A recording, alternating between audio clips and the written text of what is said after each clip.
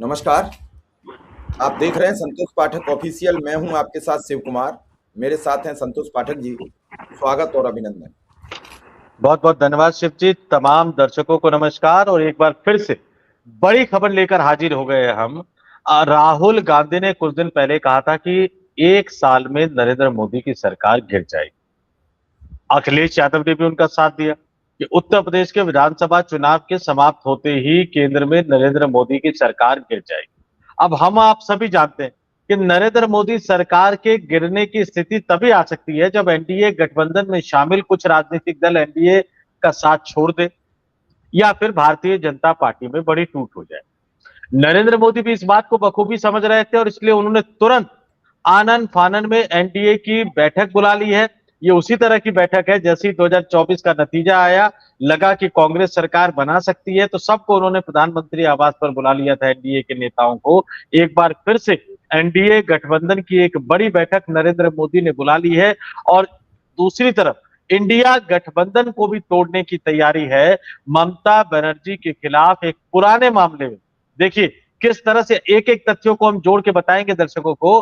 पुराने मामले में एफआईआर दर्ज कर ली गई है, यानी संदेशा साफ है कि बहुत ज्यादा उछल कूद करोगे और मोदी सरकार गिराने की कोशिश करोगे तो देख लो जेल भी जाना पड़ सकता है। ये तमाम डेवलपमेंट लेकर हम अपने दर्शकों के सामने आए हैं। बहुत लंबी नहीं लेकिन एक एक करके तथ्यों को शॉर्ट में दर्शकों के सामने रखने की कोशिश करेंगे शिव जी। लेकिन आज की स्टोरी की शुरुआत करने से पहले, आज की इस चर्चा की शुरुआत करने से पहले मैं अपने तमाम दर्शकों से कहूंगा कि देखिए यूट्यूब ने एल्गोरिदम बदल दिया है। कुछ सरकार बहुत ज्यादा सख्त हो गई है।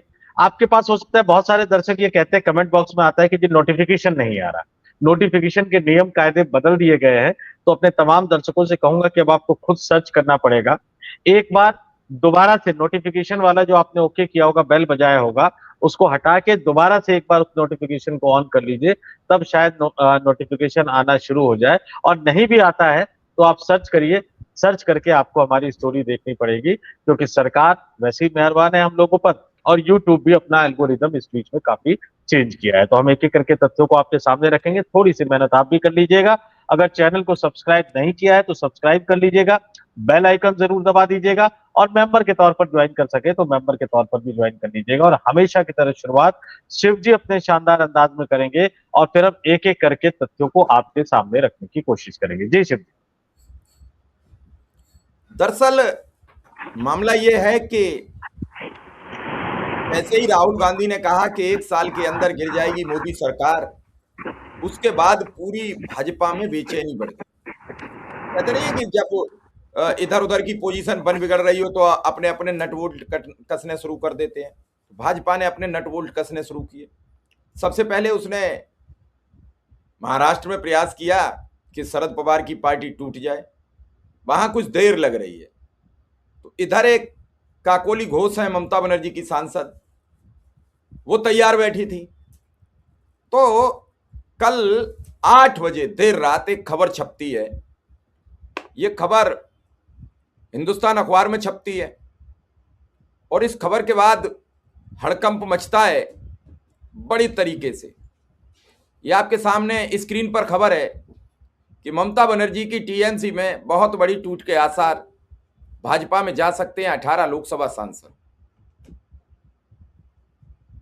यानी राहुल गांधी का निशाना बड़ा सटीक जगह पे था। जो भाजपा में बेचैनी बढ़ गई कि अगर उन्होंने नायडू को, नीतीश को या किसी को समझा लिया तो सरकार का क्या होगा, और सरकार चली गई तो मेरा क्या होगा। ये मेरा क्या होगा का दर्शकों को ध्यान देना चाहिए। मेरा ये बहुत बड़ा शब्द है, मेरा क्या होगा, तेरा क्या होगा। एक बार आप लाभ उठा चुके हैं। कांग्रेस के ही अंदर बैठे कुछ स्लीपर सेल ने आपको लाभ पहुंचवा दिया था जब आप गुजरात में थे और आपके खिलाफ जांच हो रही थी। उनका आपने एहसान उतारा। हालांकि अमित शाह तो उन्हें नहीं चाह रहे थे एहसान उनका उतारना, लेकिन मोदी जी ने जब राज्यसभा का चुनाव था तब उनका अंतिम वक्त, जब परिणाम पे नंबर आ गया था, तब मोदी जी ने उनका एहसान चुकाकर उन्हें राज्यसभा भिजवा दिया था। अमित शाह नहीं चाह रहे थे कि वो राज्यसभा जाए। उन नेताजी को उस दिन लगा था कि हमने अपने जीवन की बहुत बड़ी भूल की थी। तो इस बार भूल होगी नहीं। तो बीजेपी चाहती है कि सत्ता से किसी कीमत पर ना जाए। चाहे मुझे संविधान की हत्या करनी पड़े, चाहे मुझे सुप्रीम कोर्ट से कोई आदेश कराना पड़े, चुनाव आयोग से कुछ भी कराना पड़े, ईडी सीबीआई से कुछ भी कराना पड़े, लेकिन सत्ता न जाए, सत्ता गई तो खेल बिगड़ जाएगा। और आज आपको बता देते हैं, कितने ही बहुमत की सत्ताएं हों, अगर केंद्र की सरकार ने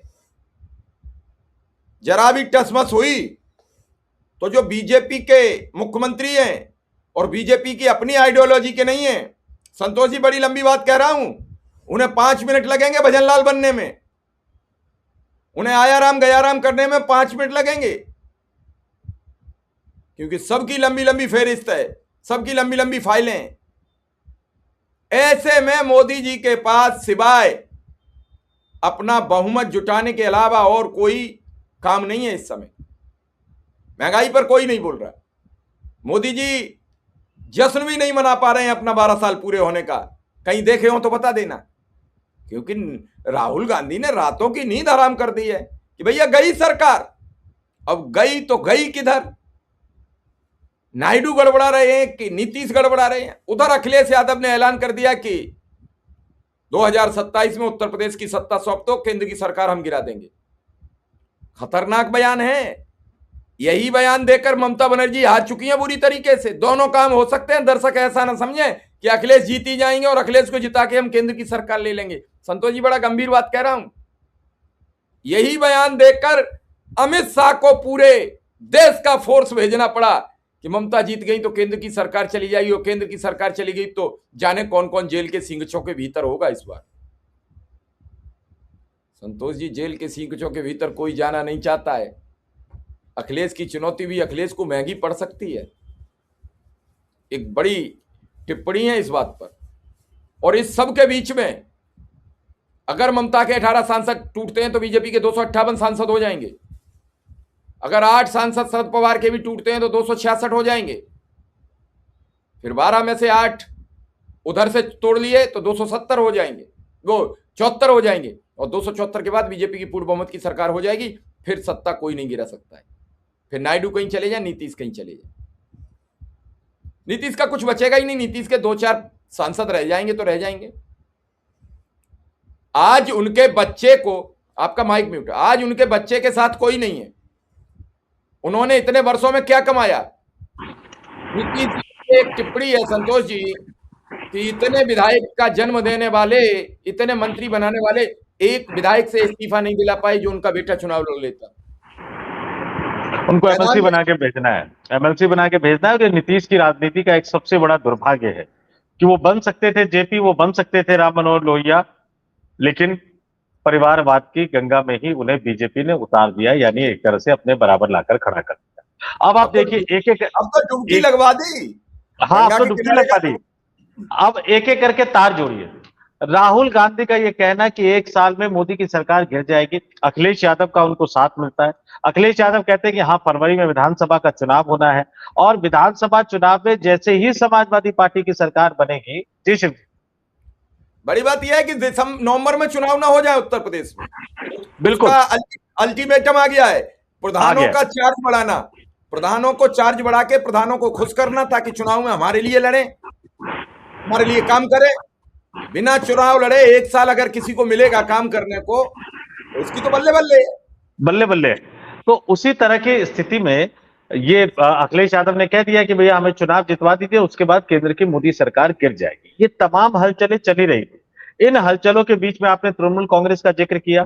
तेलुगु देशम पार्टी के राष्ट्रीय महासचिव और जो कि चंद्रबाबू नायडू के बेटे हैं नारा लोकेश, उन्होंने घोषणा कर दी कि 2029 के विधानसभा चुनाव में वो अपनी पार्टी के उम्मीदवारों में 33% सीट आरक्षित रखेंगे महिलाओं के लिए। ये तो सीधे सीधे नरेंद्र मोदी को आईना दिखाने वाली बात है, क्योंकि विपक्षी नेताओं ने यही तो कहा था कि आप तुरंत 33% लागू कर दीजिए, वर्तमान सिटिंग में लागू कीजिए, या दूसरी सलाह ये दी गई थी कि अपने अपने राजनीतिक दलों में 33%, यानी आपने 100 उम्मीदवार खड़ा करते हैं तो उसमें 33 या 34 उम्मीदवार महिला खड़ा कीजिए। बीजेपी ने कहा नहीं नहीं, ऐसा नहीं हो सकता, हम तो संविधान बदलेंगे, परिसीमन करके और तुरंत कर देंगे। इस तरह की कई चीजें थी। नारा लोकेश का ये फैसला, ये एनडीए गठबंधन की जो रणनीति है, या एनडीए गठबंधन का जो स्टैंड रहा है उससे थोड़ा सा अलग जाता हुआ दिख रहा है। ये तमाम चीजें चली रही थी और लग रहा था कि एनडीए गठबंधन को तोड़ने की कोशिश कर रहे हैं राहुल गांधी, और ये तमाम चीजें उसी दिशा की तरफ जाती हुई नजर आ रही थी कि अचानक ये खबर आती है। ध्यान से सुने हमारे दर्शक, पश्चिम बंगाल की पूर्व मुख्यमंत्री ममता बनर्जी के खिलाफ राज्य के सिलीगुड़ी साइबर थाने में एफआईआर दर्ज कर ली गई। और कौन से मामले में एफआईआर दर्ज की गई है? वो कोई ताजा मामला नहीं है। ममता पर आरोप है कि उन्होंने 2025 में, जब वो मुख्यमंत्री थी राज्य की, उन्होंने 2025 में कोलकाता में आयोजित ईद कार्यक्रम के दौरान सनातन और हिंदू धर्म को लेकर आपत्तिजनक टिप्पणी की थी। विवाद उस बयान को लेकर है जिसमें तथाकथित तौर पर यह आरोप लगाया गया है कि उन्होंने गंदा धर्म जैसे शब्द का इस्तेमाल किया। हालांकि इस मामले पर अभी तक तृणमूल कांग्रेस या ममता बनर्जी की कोई प्रतिक्रिया नहीं आई है, लेकिन शिकायत में यह कहा गया कि तृणमूल कांग्रेस के कुछ नेता पहले भी हिंदू धर्म को लेकर विवादित बयान देते रहे हैं। और ये जो वकील रिंकी चटर्जी सिंह है, इन्होंने दावा किया कि 2025 में उन्होंने शिकायत करने की कोशिश की थी, लेकिन तब उनकी नहीं सुनी गई और उन्हें प्रताड़ित भी किया गया। अब ये बताना वो भूल गए कि भैया कोर्ट भी तो थी उस समय, आप कोर्ट में क्यों नहीं चले गए, हाई कोर्ट में क्यों नहीं चले गए, सुप्रीम कोर्ट में क्यों नहीं आए, या सरकार बदलने का इंतजार कर रहे थे। तो अब ममता बनर्जी के खिलाफ एफआईआर, और एक ऐसे गंभीर मामले में एफआईआर दर्ज की गई है जिसका खामियाजा, क्योंकि हिंदू धर्म के बारे में अब सब कहने का आरोप लगा है, पूरे के पूरे इंडिया गठबंधन को घेरने की कोशिश की जाएगी। तृणमूल कांग्रेस लोकसभा में शिवजी तीसरे नंबर की बड़ी पार्टी है विपक्षी राजनीतिक दलों में। कांग्रेस पहले नंबर की पार्टी है, समाजवादी पार्टी दूसरे नंबर की पार्टी है, तृणमूल कांग्रेस तीसरे नंबर की पार्टी है, 28 लोकसभा सांसद है। और अगर इसमें से 2/3 अगर आपको तोड़ने हैं तो आप 28 में से मान लीजिए कि आपको 19 सांसदों की जरूरत पड़ेगी। ये 19 सांसदों का जुगाड़ भारतीय जनता पार्टी के पास हो गया है। तो अब इंडिया गठबंधन को पहले से ही तोड़ने की कोशिश की जा रही है, यानी राहुल गांधी सरकार को गिराए, मोदी साहब के प्रधानमंत्री की कुर्सी छीन ले, उससे पहले ही इंडिया गठबंधन को तोड़ने की कोशिश की जा रही है। और इससे परेशान मोदी जी, इससे परेशान प्रधानमंत्री नरेंद्र मोदी अपने पीएम की कुर्सी बचाने के लिए एक बड़ी बैठक बुला ली है उन्होंने। कहा यह जा रहा है, बताया यह जा रहा है कि 10 जून 2024 को प्रधानमंत्री नरेंद्र मोदी ने एनडीए शासित तमाम राज्यों के मुख्यमंत्री, उप मुख्यमंत्री और दिग्गज नेताओं की एक बड़ी बैठक बुलाई है। और जब मैं ये मुख्यमंत्री और उप मुख्यमंत्री कह लेता हूं या एनडीए गठबंधन के दिग्गज नेता कहता हूं, तो आप ये मान के चल लीजिए कि इसमें तमाम एनडीए गठबंधन में शामिल राजनीतिक दल है। तेलुगु देशम पार्टी जो दूसरे नंबर की पार्टी है बीजेपी के बाद एनडीए गठबंधन में, उसके मुखिया चंद्रबाबू नायडू खुद मुख्यमंत्री हैं, तो वो उस बैठक में मौजूद रहेंगे। वहां जो उप मुख्यमंत्री है पवन कल्याण जनसेना पार्टी के, वो भी एनडीए गठबंधन में शामिल है, वो भी 10 जून की उस बैठक में बुलाए गए हैं। जनता दल यूनाइटेड के कोटे से संजय झा उस बैठक में मौजूद रहेंगे। अब नीतीश कुमार रहेंगे नहीं रहेंगे ये देखना पड़ेगा, लेकिन संजय झा और राजीव रंजन सिंह और लल्लन सिंह उसमें मौजूद रहेंगे। शिवसेना के कोटे से राज्य के जो उप मुख्यमंत्री है महाराष्ट्र के एकनाथ शिंदे मौजूद रहेंगे। लोक जनशक्ति पार्टी से चिराग पासवान जो कि केंद्रीय मंत्री है खुद मौजूद रहेंगे। आरएलडी से जयंत चौधरी जो कि केंद्रीय मंत्री है वो खुद मौजूद रहेंगे। जनता दल सेकुलर से जो है वो एचडी देवगौड़ा या उनके बेटे एचडी कुमार स्वामी जो कि मंत्री हैं केंद्र की मोदी सरकार में, वो मंत्री रहेंगे। जनसेना पार्टी पवन कल्याण में बता चुका हूं आंध्र प्रदेश के डिप्टी सीएम है।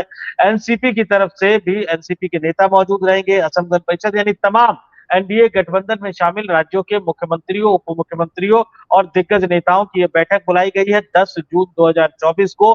और हमें बताया यह जा रहा है कि ये बैठक इसलिए बुलाई गई है क्योंकि मोदी साहब के कार्यकाल के 12 साल पूरे होने वाले हैं। अगर पहली बार 26 मई को वो देश के प्रधानमंत्री बने थे, 26 मई 2014 को, कल उनको 12 साल पूरे हो गए हैं। लेकिन जो उनका तीसरा टर्म था शिव जी, 9 जून 2024 को उन्होंने शपथ ली थी, तो 9 जून को उनके तीसरे टर्म के 2 साल पूरे हो रहे हैं। तो 10 जून को उन्होंने एनडीए की बैठक बुलाई है। अब इन तमाम तारों को जोड़ लीजिए कि राहुल गांधी के मोदी सरकार गिराने की तैयारी, अखिलेश यादव का खुला समर्थन, इंडिया गठबंधन को एकजुट रखकर एनडीए गठबंधन को तोड़ने के मिशन में जुटे थे कांग्रेस के दिग्गज बड़े नेता, रणनीतिकार। और उससे पहले ही नरेंद्र मोदी ने एनडीए गठबंधन की बैठक बुला ली है और इंडिया गठबंधन को तोड़ने की बड़ी तैयारी कर ली है।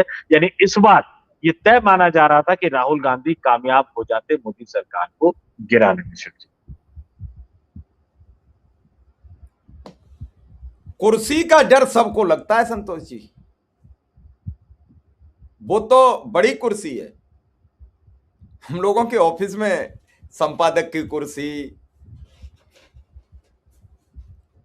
एंकर की कुर्सी, एडिटर की कुर्सी, सब कुर्सी डगमगाती जब हैं तो कुर्सी वाला कुर्सी से चिपक जाता है। मुझे एक वाकया याद आ गया। उत्तर प्रदेश में कल्याण सिंह चीफ मिनिस्टर थे, रोमेश भंडारी राज्यपाल थे, मैनपुरी में उपचुनाव था। केंद्र की सरकार ये चाह रही थी कि मुलायम सिंह को उपचुनाव जितवा दिया जाए। पहले जितवाने के तरीके अलग अलग होते थे, पहले ऐसे नहीं चुनाव जीते जाते थे। चुनाव जीत लिए जाते थे, जनता को पता भी नहीं लगता था कहां मात हो गई कहां सह हो गई। आज तो गांव के बच्चे से भी पूछ लो, वो कहता है अब ईवीएम है, अब कोई सरकार नहीं बदल सकती, भाजपा की रहेगी। जिस बच्चे का वोट नहीं बना है, ज्ञानेश कुमार है ना, अब कोई जरूरत नहीं है। और आज तो सर्वोच्च अदालत ने खुली दे दी छूट कि बेटा कुछ भी खाओ पियो, किसी का वोट चढ़ जाओ, किसी का खेत चढ़ जाओ, किसी की विधानसभा चढ़ जाओ, किसी की लोकसभा चढ़ जाओ, कुछ चढ़ जाओ, अनिल मसीह उतार दो, चाहे मनोज अग्रवाल उतार दो, फिर या फिर किसी और को उतार दो, कोई जरूरत नहीं है, तुम ही सर्वे सर्वर। तो संतोष जी, रोमेश भंडारी आए शाम को और झट सीधे जगदम्बिका पाल को शपथ ग्रहण करा दी। कल्याण सिंह सो के उठे तो मुख्यमंत्री बदल चुका था प्रदेश का। तो दैनिक जागरण ने या अमर उजाला ने एक कार्टून छापा था, कल्याण सिंह बाथरूम में घुसे, वैसे ही जगदम्बिका ने कुर्सी पलटी मुख्यमंत्री की और उल्टे पाए पे ही बैठ गए, सीधी नहीं की उन्होंने, और बाथरूम में कुर्सी इतनी अड़ा ली कि वो उस गेट से बाहर ना आ जाए। अब कल्याण सिंह की मजे खिलाड़ी थे, कल्याण सिंह ने जंगला तोड़ दिया, रोशनदान लगे होते थे पहले, रोशनदान तोड़ के निकले और कुर्सी पलटी, क्योंकि शाम को मुख्यमंत्री पद से वो हट गए, दिन भर रहे, दिन में चुनाव हो गया, कुर्सी पलटी, झट सीधे जगदम्बिका पाल कुर्सी के नीचे, ऊपर से कल्याण सिंह फिर बैठ गए। अदालत ने आदेश कर दिया था कि इनके नाम के आगे पूर्व मुख्यमंत्री नहीं लिखा जाएगा। तो ये सत्ता कुर्सी का जो खेल नहीं है, बड़ा खतरनाक है। मोहन भागवत देख रहे हो आप, उत्तर प्रदेश में रोज चक्कर काट रहे हैं, उन्हें मालूम है कि उत्तर प्रदेश बिगड़ गया तो अब की खेल नहीं संभलेगा। 240 तक आ चुके हैं, 220 200 के नीचे आए, कांग्रेस 150 क्रॉस की, तो हमारे साथ कोई नहीं आएगा, क्योंकि हमने तो कोई छोड़ा ही नहीं है। हम तो वो चीज है, स्वान होता है गांव में, कुत्ता कहेंगे तो खतरनाक शब्द हो जाता है, स्वान होता है, वो हर जगह जाता है, जहां चाहता है वहां टांग उठाता है, मूत देता, कोई उसे रोक पाता है। तो इन्होंने भी राजनीति में किसी को छोड़ा नहीं है। मोहन भागवत इससे परेशान है कि सत्ता परिवर्तन का खेल हुआ तो ये तो सब इधर उधर हो जाएंगे, मेरा क्या होगा, इसलिए वो हर राज्य में 3-3 महीना देते हैं। अभी 3 महीना उन्होंने बंगाल में दिए, 3 महीना बिहार में दिए, अब 4 दिन से यूपी में रुके हुए हैं, कल लौटे हैं, फिर जाएंगे, फिर आएंगे, अभी लगातार हो रहे हैं चक्कर की नहीं, कई महीनों से। ये तो कोई सोच भी नहीं सकता था शिव जी, कोई स्वयंसेवक ये नहीं सोच सकता था। अब तक जो राष्ट्रीय स्वयंसेवक संघ भाजपा नेताओं की ड्यूटी लगाया करता था, अब भाजपा के नेता आरएसएस के स्वयंसेवकों की नहीं, आरएसएस के सरसंघ चालक की ड्यूटी लगा देते हैं। पश्चिम बंगाल में चुनाव है, जाइए, बिहार में मामला चुनाव है, जाइए, उत्तर प्रदेश में मामला फंस रहा है, योगी मान नहीं रहे हैं, बीजेपी के नेताओं से मान नहीं रहे, आप जाकर मनाइए, आप जाकर समझाइए। ये तमाम चीजें बड़ी अजीब सी हालत हो गई है, और यही कह रहे हैं कि नरेंद्र मोदी इन तमाम लोगों पर हावी होने की कोशिश कर रहे हैं। आपने सुप्रीम कोर्ट का जिक्र किया, सुप्रीम कोर्ट के फैसले का जिक्र किया, सुप्रीम कोर्ट ने एक मामले में चुनाव आयोग को खुली छूट दी थी, नियुक्ति वाले मामले में कुछ उन्होंने ऑब्जर्वेशन दिया, ये कहा जा रहा है बड़े तीखे सवाल पूछे, और ये तीखे सवाल मुझे बार बार मुझे चुभते हैं। मैंने तो ये सुना था कानून के हाथ लंबे होते हैं, लेकिन कानून की जुबान जब लंबी हो जाती है तो फिर कई तरह की व्यवहारिक दिक्कतें खड़ी हो जाती। कॉकरोच वाले बयान से क्या उन्होंने रहता फैला दिया, अभी तक समेटा नहीं जा पा रहा है, वो एक अलग बात है। लेकिन आप जरा देखिए कि नरेंद्र मोदी क्या कर रहे हैं। प्रधानमंत्री बनने इस समय नहीं, गुजरात में जब सरकार बनी भारतीय जनता पार्टी की, केशुभाई पटेल मुख्यमंत्री बने, तब से लेकर किस तरह से सरकार को गिराना, हेर फेर करना, बगावत करना, विधायकों को उठा के ले जाना, और ये तमाम चीजें गुजरात में तब जाकर थमी जब नरेंद्र मोदी को खुद मुख्यमंत्री की कुर्सी मिली। उसके बाद उन्होंने एक एक करके नेताओं को किनारे करना शुरू किया। 2014 में ऐसी देश की राजधानी में दिल्ली में आए, कुछ नेताओं को साधा उन्होंने, और उसके बाद एक एक करके नेताओं को साइड लगाना शुरू किया। पुराने नेताओं में इकलौते राजनाथ सिंह उनके साथ बचे हुए। सहयोगी दलों के साथ भी उन्होंने, देखिए आज अकाली दल की हालत क्या है, आज आप देख लीजिए महाराष्ट्र में उद्धव ठाकरे की हालत क्या है। अरे हरियाणा में तो जब प्रभारी थे तब उन्होंने बंसीलाल और उनके परिवार वालों के साथ समझौता किया था। आज बंसीलाल का परिवार कहाँ है, आज चौटाला का परिवार कहाँ है? आप ये देख लीजिए, इन तमाम राज्यों में बीजेपी के सहयोगियों की हालत देख लीजिए, और सबसे ताजा एग्जाम्पल तो नीतीश कुमार है, उनकी हालत देख लीजिए कि क्या बना दिया गया। जिस बेटे को निशांत कुमार को उत्तराधिकारी बनाना था, स्वास्थ्य जैसा मंत्रालय देकर बीजेपी के बड़े नेता है मंगल पांडे, इतना कबाड़ा उन्होंने बिहार की स्वास्थ्य व्यवस्था का किया, उन्होंने वो पकड़ा दिया। अब हम और आप सभी जानते हैं कि निशांत कुमार से ये संभलने वाला नहीं है। तो कुल मिलाकर एक रस्साकसी शुरू हो गई है। कौन जीतेगा कौन हारेगा नहीं कह सकते, लेकिन इंडिया को तोड़ने की तैयारी है, क्योंकि नरेंद्र मोदी को यह डर सता रहा है कि इंडिया गठबंधन अगर एकजुट रहा तो राहुल गांधी एनडीए गठबंधन को तोड़ देंगे और केंद्र में मोदी साहब फिर प्रधानमंत्री नहीं रहेंगे, और प्रधानमंत्री का पद जाएगा तो शायद बहुत कुछ चला जाएगा, और यही डर उनको सता रहा है, जिसके कारण वो अचानक बहुत ज्यादा एक्टिव हो गए हैं। 10 जून को एनडीए की बैठक है। 10 जून से पहले क्या क्या होता है, क्योंकि अभी 13 दिन है शिव जी, 13-14 दिन है। इन 14 दिनों में इस देश की राजनीति में किस तरह के बड़े बदलाव आते हैं, वो अपने आप में आने वाले दिनों की राजनीति की दशा और दिशा तय करते रहेंगे। जब भी कोई बड़ी डेवलपमेंट होगी अपने दर्शकों के सामने हम उसको लेके जरूर आएंगे शिव।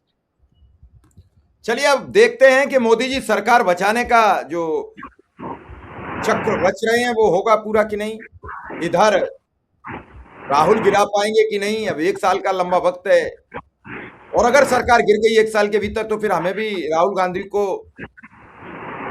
राष्ट्रीय दमस की तरह कहना पड़ेगा कि राहुल गांधी सटीक भविष्यवाणी करते हैं, इस पर भी प्रोग्राम करना पड़ेगा। तो चलिए फिलहाल इजाजत दीजिए, और दर्शक भी बताएं क्या सरकार गिरनी चाहिए या नहीं। क्या आप सरकार से खुश हैं? 12 साल 1 दिन, क्या इस कार्यकाल से आप खुश हैं? तो हमें जरूर बताइए, हमें आपके कमेंट की प्रतीक्षा रहेगी। धन्यवाद संतोष जी, आपका भी बहुत बहुत आभार, बहुत बहुत नमस्कार। नमस्कार।